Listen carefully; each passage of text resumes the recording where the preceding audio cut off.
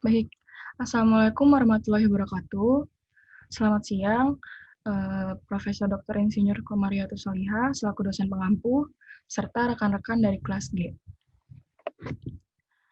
Kami dari kelompok 1 akan mempresentasikan hasil diskusi kami yang berjudul Lahirnya Pancasila sebagai Dasar Kebebasan Berpendapat. Sebelumnya, perkenankan saya mengenalkan anggota kelompok kami. Yang pertama ada saya sendiri, yaitu Areta Novendra. Yang kedua ada Jasimon Sariputa Sitinjak.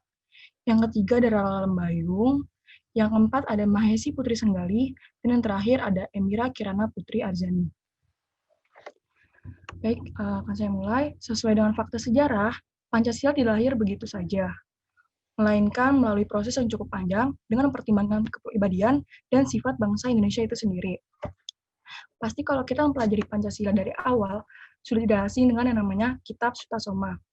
Kata Pancasila sudah ditemukan sejak zaman Kerajaan Majapahit di dalam Kitab Sutasoma yang ditulis oleh Empu Tantular.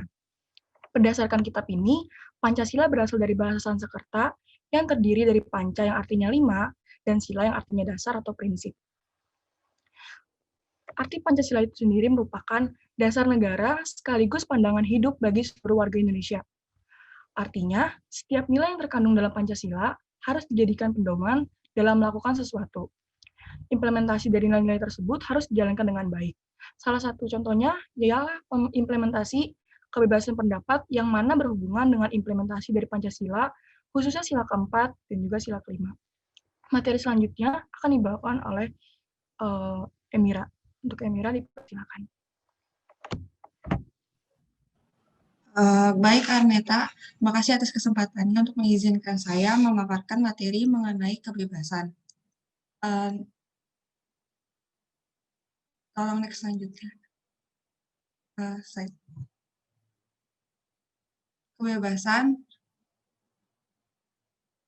Kebebasan adalah hak dasar yang dimiliki oleh setiap individu untuk melakukan sesuatu yang sesuai dengan kehendak hatinya, dan tentunya hal tersebut dilakukan dengan kebijaksanaan dan penuh dengan rasa tanggung jawab. Kebebasan biasanya dikaitkan dengan hal yang dimiliki manusia, baik murni sebagai manusia biasa maupun sebagai warga negara. Oleh karena itu, kebebasan telah menjadi bagian dari hak asasi manusia dan hak asasi warga negara. Slide selanjutnya. Yang kedua, yaitu hak asasi manusia.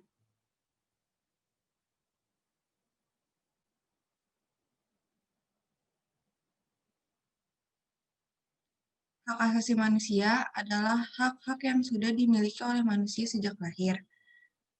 HAM bersifat universal, artinya berlaku bagi semua manusia tanpa membeda-bedakan ras, keyakinan, suku, dan bangsa.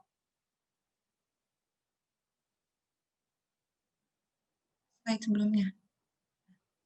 Sedangkan hak warga negara adalah hak yang dimiliki oleh seorang individu untuk menerima dan melakukan hal-hal yang dijamin oleh negara. Hak mendasar yang dimiliki manusia meliputi hak kebebasan untuk bertindak, berpikir, berinteraksi, memberikan suara, berbicara, berkumpul, dan juga berpendapat. Ada beberapa hak warga negara yang ada di Indonesia. Yang pertama, hak atas pekerjaan dan penghidupan yang layak. Tiap warga negara berhak atas pekerjaan dan penghidupan yang layak bagi kemanusiaan. Ada juga yang kedua, hak untuk hidup dan mempertahankan kehidupan.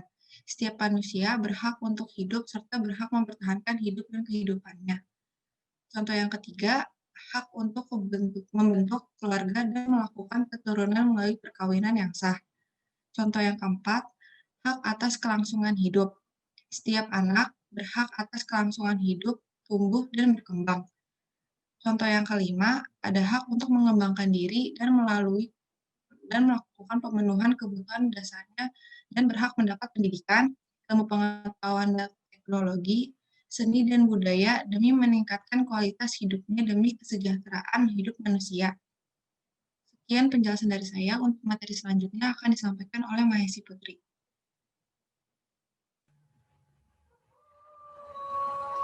Terima kasih Emira. Saya Mahesi Putri Senggali akan memaparkan tentang kebebasan berpendapat.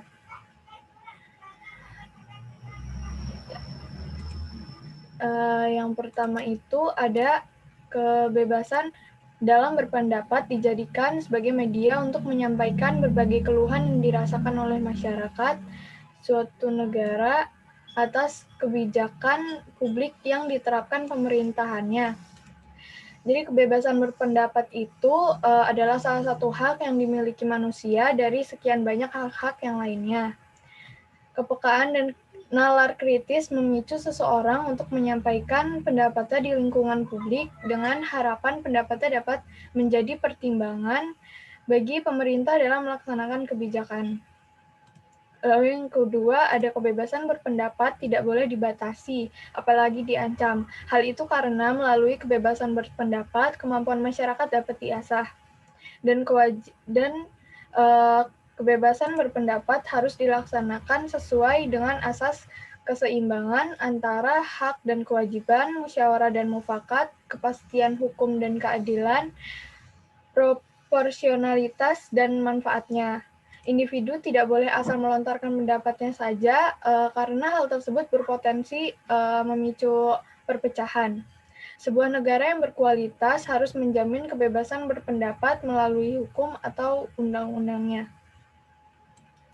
Kebebasan berpendapat sendiri itu dijamin oleh sila keempat dan sila kelima. Bisa di slide selanjutnya. Dalam sila penjabaran nilai-nilai yang terdapat di sila keempat dan sila kelima Pancasila ini dalam mewujudkan kebebasan berpendapat dibagi menjadi 3 dimensi. Yang pertama, ada dimensi idealitas. Sila keempat Pancasila mengandung nilai dasar untuk menyelesaikan segala permasalahan melalui mufakat. Melalui sila keempat ini, bangsa Indonesia harus menjunjung tinggi mufakat yang dicapai dengan musyawarah. Peran nilai sila keempat dalam Pancasila sangat penting dalam kehidupan bermasyarakat demi mencapai tujuan bersama sesuai dengan gagasan adanya keberanian individu dalam menyampaikan pendapatnya dengan lisan, tulisan, dan sebagainya secara bebas dan bertanggung jawab. Dan sila kelima ini mengandung nilai dasar untuk memberikan keadilan bagi seluruh rakyat Indonesia tanpa memikirkan ras, agama, dan golongan. Penanaman nilai sila kelima ini bertujuan untuk memberikan kesempatan yang sama bagi semua rakyat Indonesia dalam melakukan sesuatu sesuai dengan kehendak hatinya. Di slide selanjutnya bisa digeser. Melalui kedua dimensi normatif ini, penjabaran nilai keempat dan nilai kelima, sila Pancasila dalam kaitannya dengan kebebasan berpendapat dituangkan ke dalam undang-undang sebagai norma yang menjamin dan mengaturnya. Penjabaran tersebut ditemukan di pasal 28E ayat 3 Undang-Undang Dasar 1945 yang mengatakan setiap orang berhak atas kebebasan berserikat, berkumpul, dan mengeluarkan pendapat.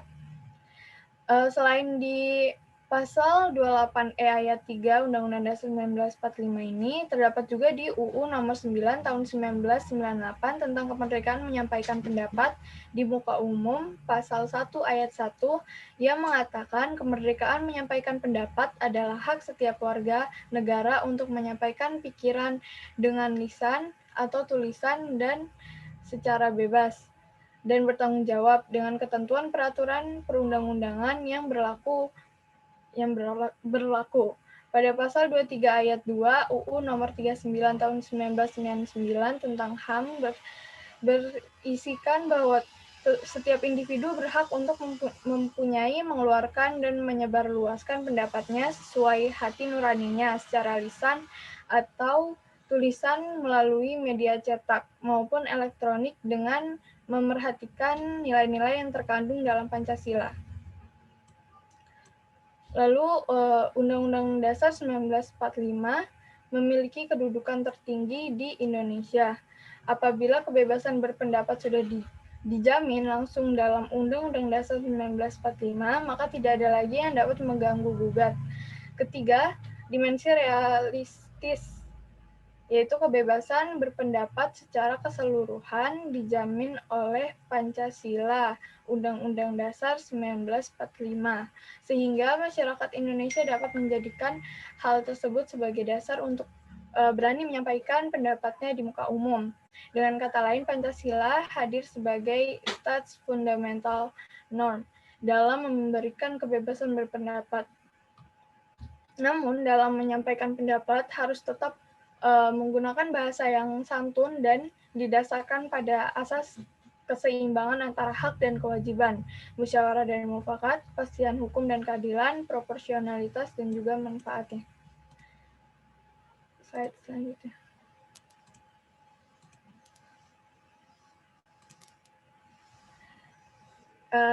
Jadi kebebasan berpendapat ini ditunjukkan untuk mewujudkan kebebasan yang bertanggung jawab sebagai wujud pelaksanaan dari HAM yang sesuai dengan Pancasila dan Undang-Undang Dasar 1945 demi mewujudkan perlindungan hukum yang konsisten dan berkesinambungan dalam menjamin kemerdekaan dalam penyampaian pendapat, mewujudkan iklim yang kondusif bagi berkembangnya partisipasi dan kreativitas setiap warga negara sebagai bentuk perwujudan hak sekaligus tanggung jawab dalam kehidupan berdemokrasi.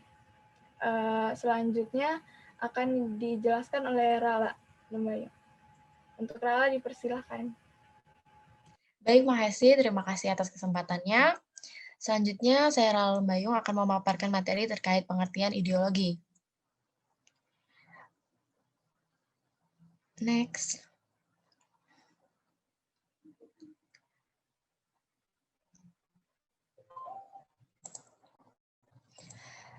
Ideologi sendiri berasal dari kata idea yang artinya dasar, konsep, gagasan, pengertian dasar, dan cita-cita. Sedangkan logos berarti ilmu. Dapat disimpulkan bahwa ideologi merupakan ilmu tentang pengertian dasar. Ideologi dijadikan landasan dalam pandangan hidup sebuah bangsa. Selanjutnya,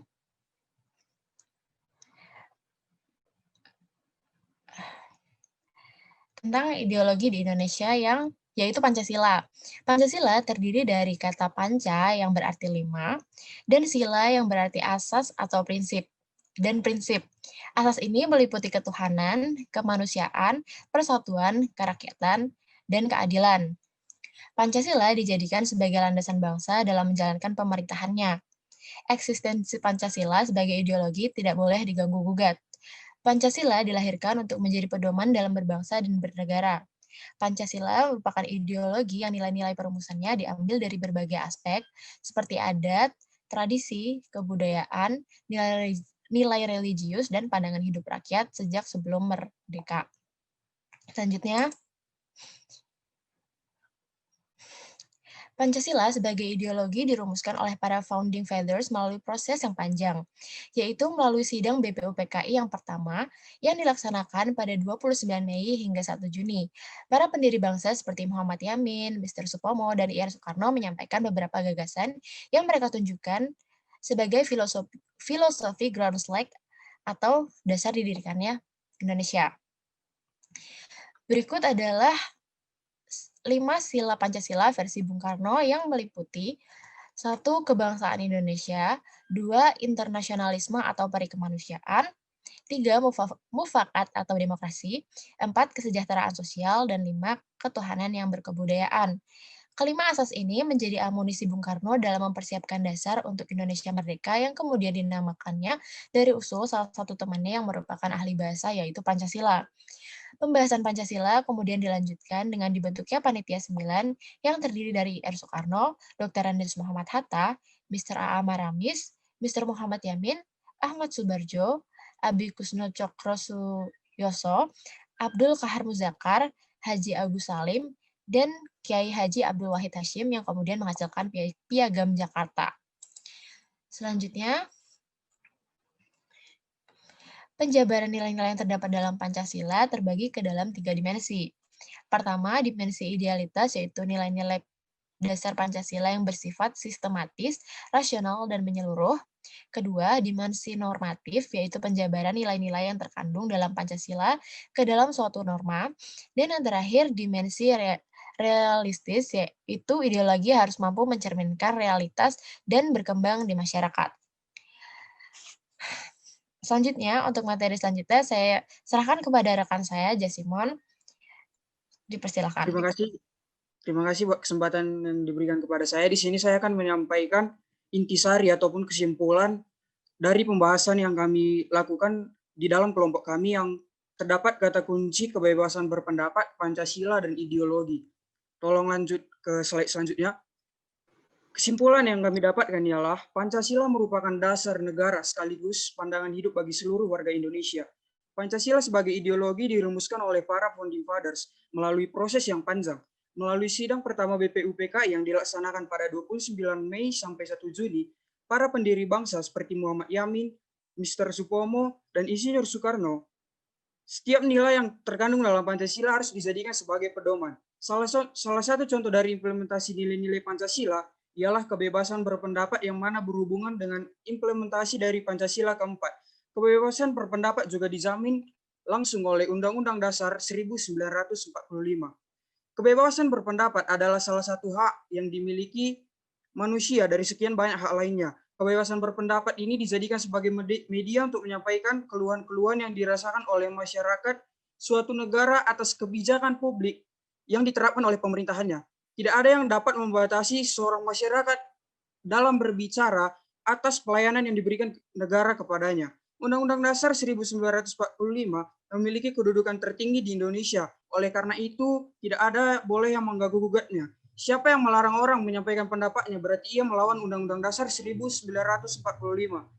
Jadi, pada kesimpulannya dapat disimpulkan bahwa kaitan Pancasila dengan kebebasan berpendapat dapat dilihat bahwa dilahirkannya Pancasila adalah dasar untuk kita bisa menyampaikan pendapat kita dengan bebas. Dan pada saat kita menyampaikan pendapat kita dengan bebas, berarti kita mengamalkan nilai-nilai yang ada di Pancasila, yaitu nilai keempat dan nilai kelima. Oleh karena itu, kebebasan berpendapat sangat berkaitan dengan Pancasila, dan dilahirkannya Pancasila adalah wujud dari diberikannya kebebasan berpendapat bagi seluruh rakyat Indonesia. Demikian yang dapat kami sampaikan dari kelompok kami mengenai lahirnya Pancasila sebagai sebuah dasar kebebasan berpendapat. Kami harap di tengah-tengah krisis pemahaman tentang Pancasila, teman-teman bisa memiliki pengetahuan yang lebih. Dan pada dasarnya, Pancasila menjamin kebebasan berpendapat, bukan kebablasan dalam berpendapat. Terima kasih.